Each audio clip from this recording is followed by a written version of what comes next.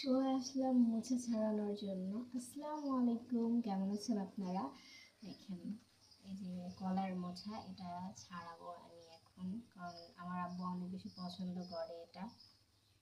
এটা ভাজি, মানে কলার মোছা ভাজি খেতে আব্বু অনেক বেশি পছন্দ করে। এই কারণে এখন ছাড়িয়ে রেডি করে রাখবো, আব্বু আসলে রান্না করে দেওয়া হবে।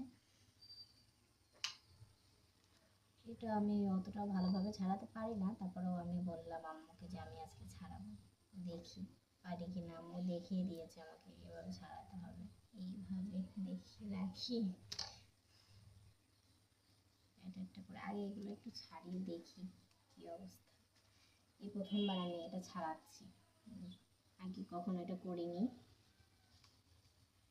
আম্মু দেখিয়ে দিয়েছে যে এইভাবে করবা। দেখেন